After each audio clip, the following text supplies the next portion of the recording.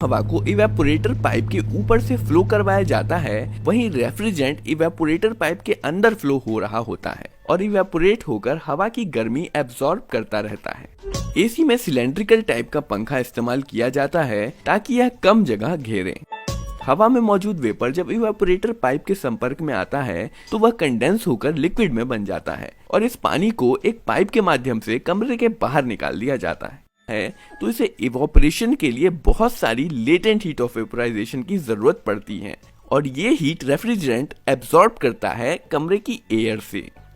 Room air से heat आसानी से रेफ्रिजरेंट में ट्रांसफर हो सके इसलिए हम एक पंखे की सहायता लेते हैं। असल में ये रेफ्रिजरेंट की लेटेंट हीट ऑफ वेपोराइजेशन ही है जिसके कारण कमरे की हवा ठंडी हो जाती है। इवेपोरेट होने के बाद रेफ्रिजरेंट गैस में बदल जाता है और कंप्रेसर में चला जाता है।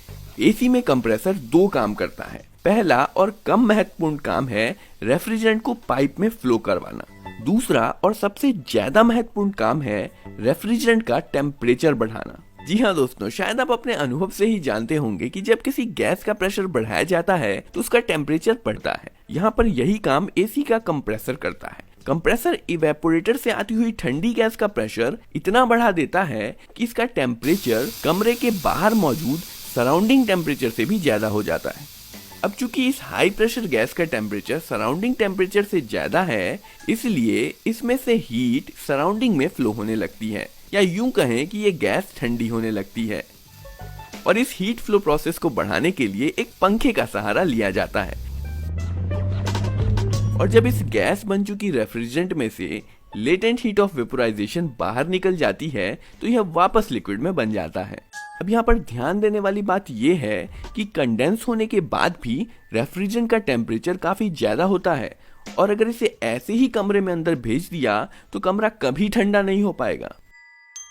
पर फिर हमने इसे कंडेंस किया ही क्यों? हमने इसे कंडेंस इसलिए किया है क्योंकि अब हम इसे कमरे के अंदर इवेपोरेट करके कमरे की गर्मी एब्जॉर्ब कर सकते हैं। पर इसे इवेपोरेट करने के लिए हम इसके प्रेशर को कम करने की जरूरत होती है और ये काम करता है expansion valve. Expansion valve pipe में एक बहुत ही पतला रास्ता होता है और इस पतले रास्ते से गुजरने पर रेफ्रिजरेंट का प्रेशर अचानक से बहुत कम हो जाता है और इस अचानक से हुए प्रेशर ड्रॉप की वजह से कुछ रेफ्रिजरेंट तो एक्सपेंशन वाल्व में ही इवेपोरेट हो जाता है और इस दौरान इवेपोरेशन के लिए इसे जो हीट चाहिए वो ये खुद रेफ्रिजरेंट से ही एब्सॉर्ब कर लेता है और इसलिए एक्सपेंशन वाल्व के एक तरफ से तो ज्यादा प्रेशर और ज्यादा टेम्परेचर वाला लिक्विड रेफ्रिजरेंट अंदर जाता है और दूसरी तरफ से कम प्रेशर पर ठंडा लिक्विड का और वेपर का मिक्सचर बाहर निकलता है, कुछ वैसे ही जैसे स्प्रे बोतल में से पानी और वेपर का ठंडा मिक्सचर बाहर निकलता है।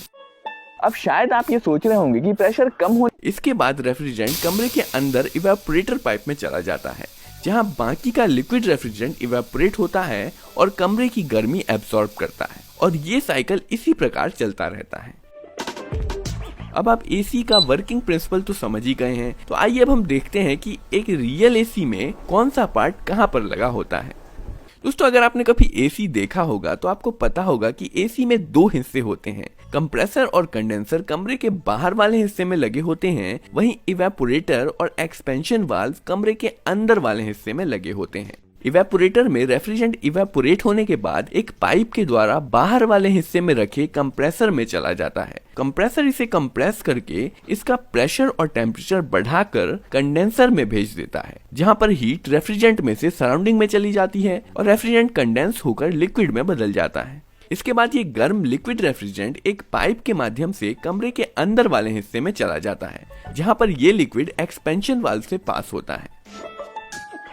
यहाँ पर रेफ्रिजरेंट एक पतली जगह से पास होता है जिसके दूसरी तरफ लो प्रेशर होता है।